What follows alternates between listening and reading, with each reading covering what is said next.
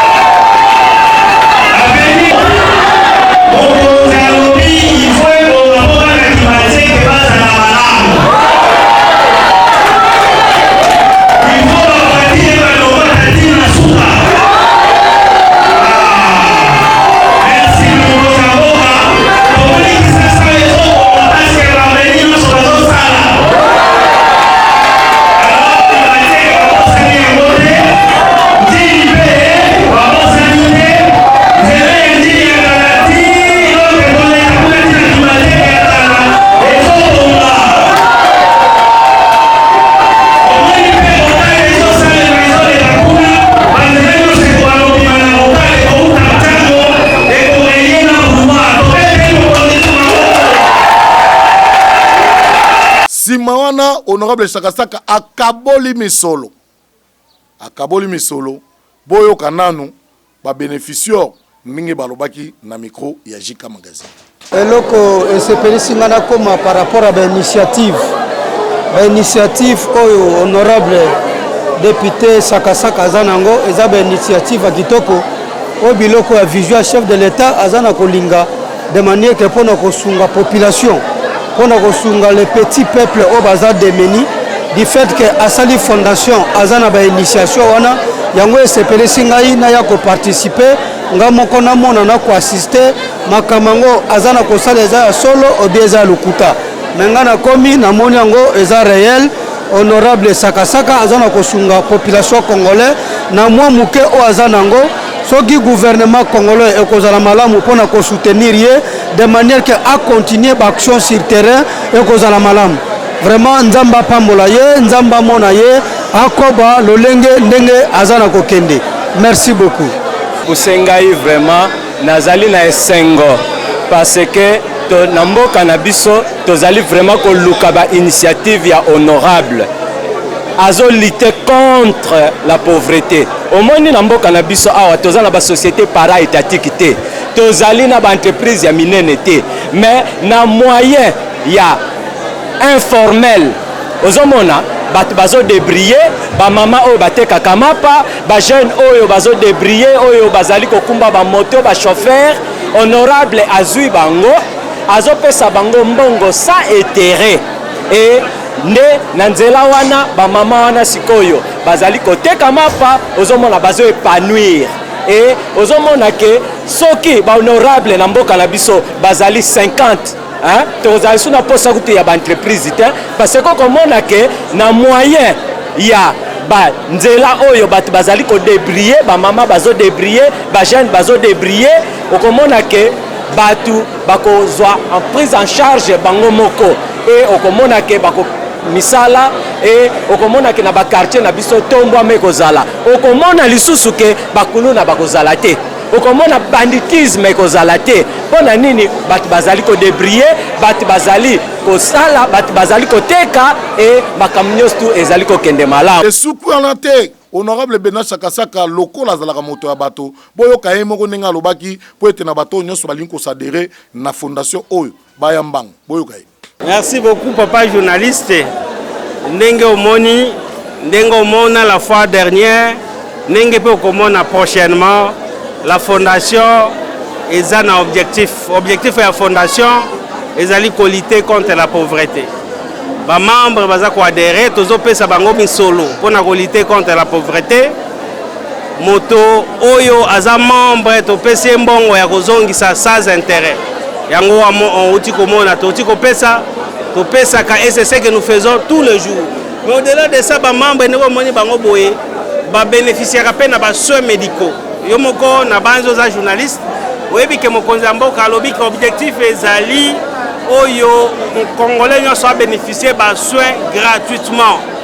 Problème ya soins est posé te qu'il faut na misolo. Alors biso fondation to bandi yango. So oza membre ya fondation soins ezali gratuit.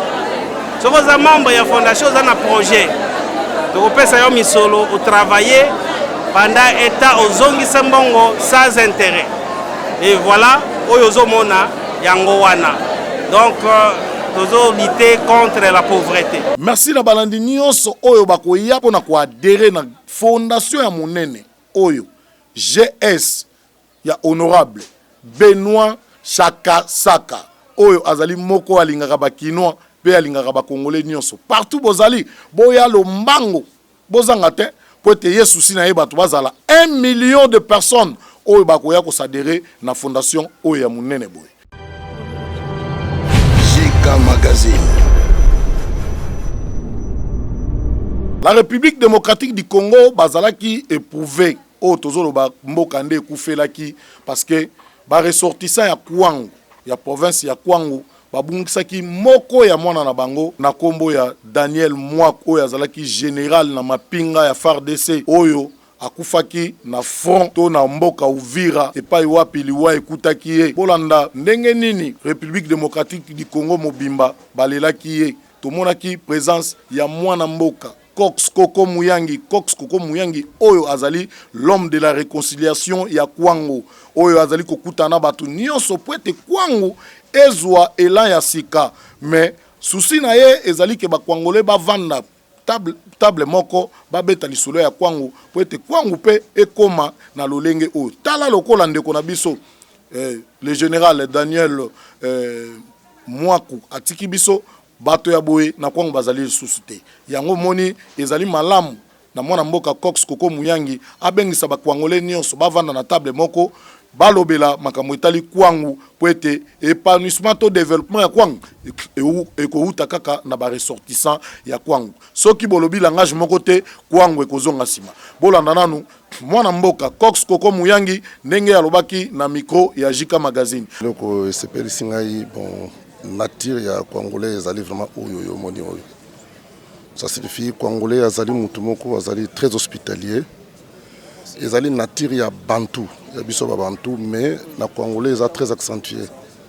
Tozali batu oyo tolelaka na ba oyo balelaka. Tozaka pe na esengo na ba oyo bazali na esengo. Na sepeli makasi ndenge na moni ba Congolais très mobilisés na koya kolela ndeko na biso oyo akufaki pona ekolo.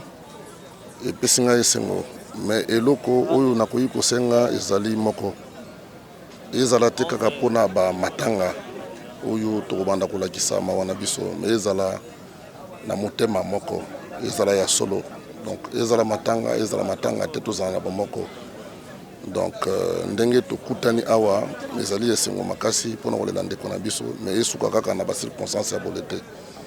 Le principe de la unité, d'être unis, c'est très important que la circonstance nyonso tous la kakaidi. Wana bolandi ezali mwana mboka Cox Koko Muyangi mais awa ba témoignage elekaki ebele tellement bolanda nanu bana ya Kwango oyo bayebaki moko ya mwana na biso to papa to noko général Daniel Mwaku oya tikibiso mikolo mileki boyo kabango ndenge balobaki biso bato ya communauté congolaise boyebi très bien que oyo akufi aza baoba ya ba congolais le général Mwaku Mbuluku Daniel il était vraiment un homme social na niveau ya Kwango. Général Mwaku c'est vraiment un homme qui aidait la population ya Kwango. Non seulement la population ya Kwango, ni compris na ba policiers, na ba militaires. problème nous sommes général moi c'est un général Azaï Kofanda bien la population, Azaï Kofanda bien la bateau. Mais au niveau de la communauté, toujours regretté mingi disparition du général Mouakou. Donc ils allaient frapper, surtout moi qui vous parle, moi Mayam Jean-Pierre. J'étais trop cher pour le général Mouakou. Kolianaye, comme Melanaye, il était tout le temps avec moi. Il me respectait bien en tant que Yanaye. Même il faut présence Nangaye. Donc toujours regretté disparition du général Mouakou. Mais tout ça la bonne, Nzamba Moutalinga Kaka, Akendaka Bongo. Na Sengi Kaka, que son âme repose en paix. Et puis merci Mingi, na Bao, nous sommes organisés à Bobseg, il y a général Mouakou, il y a Konjamboka, il y a tout le monde dans la population. Donc, tu as collé la Moukontinabisho, général Mouakou, comme ça le soir, en tout cas, merci beaucoup à tout le monde. Merci, messieurs les journalistes. Je réponds au nom d'Adrien Voudissa, je suis enseignant à la Haute École du Commerce de Kinshasa. Donc le regretté général, c'est vraiment un frère et un grand ami. Nous ne sommes pas nombreux ceux qui côtoyaient tous les jours. Je me souviens quand on partait à l'internat à 360 km de Kinshasa, précisément à l'Institut Kitudinga, c'était un homme de détermination. Quand il a appris que le grand-père était à Mukukulu, qu'il savait que c'est son village qui dénommait Mukukulu, que lui n'a jamais été, on s'est décidé de partir, moi et lui, jusqu'à Mukukulu où était le grand-père, à l'âge de 13 ans. Et on a évolué ensemble. Après le diplôme d'État, il est allé, on s'est inscrit à l'université. Malheureusement, il y a eu un problème de quota régional où nous n'avons pas eu la chance de trouver l'inscription. Ça nous a révoltés. Lui a jugé mieux de faire l'armée et moi j'ai raté une année à l'Inikin parce qu'il y a eu l'injustice puisque les élections de 87 ont donné 6 députés du Congo et 5 députés du Congo central. Et un seul député de l'Équateur qui était Mole Kanzulama et le fait Mobutu était très furieux. Il ne voulait pas vraiment que les gens de Bandung puissent étudier. Et ça nous a révoltés. De deux, dernièrement, pour ne pas aller loin, quand il faisait 10 ans, après avoir été colonel Foul pendant plus de 10 ans, à Mambasa, puisqu'il a commencé Tanganyika, la guerre de libération, il a sillonné à travers le pays après le Faux-Kananga. Alors quand il est arrivé, il a tranché un conflit qui régnait pendant 12 ans en famille, des lignes de parcelles, de notre parcelle, que nos cousins ont vendu. Et lui a trouvé solution pour racheter à double prix et résoudre le problème. Et quand maintenant il a été collé comme au centre stratégie militaire, nous étions des invités qui devraient monter au podium, moi et le président, le patriarche Mbos. Donc j'étais au podium et c'est là où le chef de l'État l'a découvert qu'il était vraiment un homme intelligent à qui il a même félicité. Et c'est là où est venue la nomination de général en 2020. Merci beaucoup. Tout le temps j'étais en contact avec lui, même quand il partait. Et merci vraiment que son âme repose en paix. Nous avons perdu un élément, le seul général qu'on avait dans le Congo, que Dieu vraiment nous donne d'autres possibilités. Merci beaucoup. Ce matin, on a posé parce que c'est papa qui est propre. Donc, merci pour nous assister Bisson. Surtout le matin. Donc, et c'est le Bisson bien makasi. Le tram pour le matin, tu vas assister là-bas pour ne pas parler. Le reste c'est au coup. Non, mais je crois que déjà pour la personne de la famille, il y a perdu tout pour compléter, tu vas remplacer en côté. Et dans le moment où je crois qu'il faut faire des efforts à plus de 20 ans pour que tu aies sous moto, tu les perds de l'élo. Donc, il y a un appel au sein de la population, les jeunes, si vous comprenez que tu peux perdre, il faut tout récupérer. Non, on est bien merci à Bango, on est assisté Bisso. Le matin, je crois que Bebo Messa notre temps. Merci beaucoup. On a Bisso, général Mouakou, Koufi pendant qu'il était au service de la nation. La nation doit lui être reconnaissante. C'est vrai que Mostala Sodan Nambo a Bisso Mingi Mingi. ils ont à deux vitesses. Nous sommes sacrifiés ma vie na bango. Mais le peuple que nous sommes, on est un peuple pacifique et respectueux des lois de la République. De garder mémoire moro pieuse, de continuer aux alabilomé parce que le peuple est un peuple guerrier. Oh, à long habitumani sur Bunda Namboa pour conquérir Mabele, pour battre la écolo. Et lui, il est mort justement pour battre la écolo. De garder mémoire de Malam Ponaye. To continuer au Bunda et Tumba Watiki. Merci na présence Nabino o nyonso bazalaki na mawa elongo na bakwangole nyonso na libota oyo basangana ki pona kolela mwana mboka Daniel Mwaku oyo aservaki mboka o vina e mobimba et puis ndenge nzambe azwaki molimo na ye epema na kimia. JK Magazine. Na yango soki biso toleki mokolo wana na plateau na biso tozangisa kopesa mbote te na baye nyonso balingaka mboka oyo na kopesa mbote epai ya Eli de Dieu l'honorable Pati Kafuti, l'honorable Pati Kafuti oyo atikaka bana ya Kimbateke te Kimbateke na motema changu na maboko na ye changu nde ekosala ye azala oyo akozala lisusu lobi bana changu soki lobi ekozala na élection na mboka o bobosa na Pati Kafuti te po azali moko ya balider o azali social moko ya balider o azo compature moko ya balider o ya vandaka na population na ye. Honorable Pati Kafuti, nous te disons merci na nyonso ozali kosala po na population ya Kimbateke pe changu en général.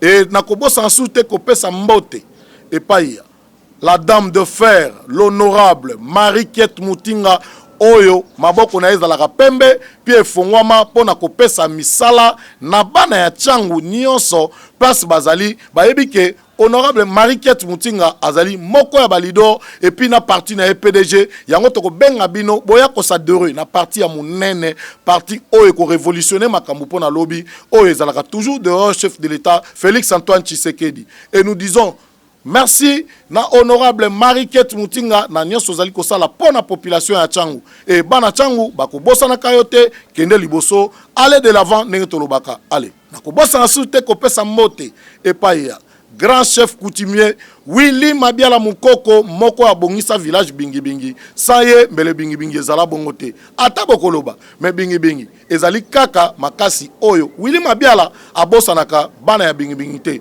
village oyo soki lelo koma na ba station et koma na bekol ezala grâce na ye et nous disons merci na chef Willy Mabiala Mukoko Aigle Incourt oyo bana bingi babengaka papa social pe papa ya motema malamu tokobosa na lisusu te kopesa le président ya Ligue de Jeunes ya Grand Bandundu nous disons merci na nyonso ozali kosala Christian Manku Matata oya tikaka bana ya Kinshasa te bana ya Sele bana ya Kimbateke bana mokali na motema excellence Christian Matata mokali na motema Sele na motema mais ozali grand leader oyo lelo bazoli kolobela Grand Bandundu fo ba mona excellence Christian Matata Manku nous te disons merci on a ba action sociale pe ba œuvre na yo ezali komona na comportement na yo bato mingi yango bazalaka derrière yo okozala lisusu pe zala kaka wana parce que JK Magazine elongo na ba personnel na bango ba pesi yo mbote Christian Matata Manku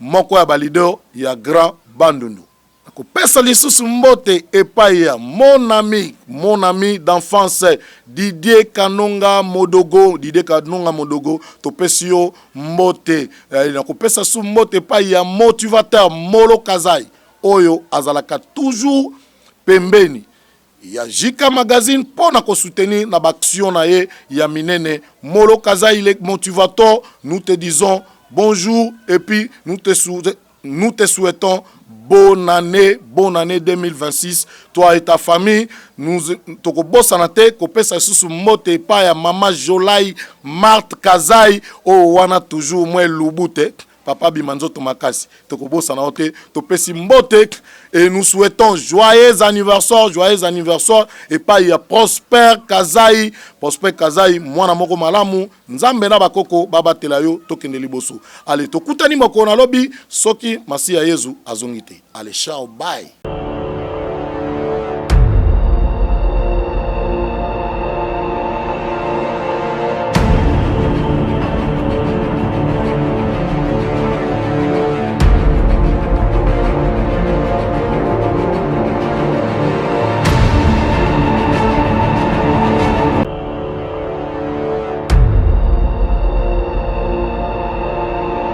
émission Oyo epesameli bino na direction de gestion de marché de Kinshasa. DGMK ya Banakin. DGMK tope tolaba wende na biso. DGMK balabala eza wenzete.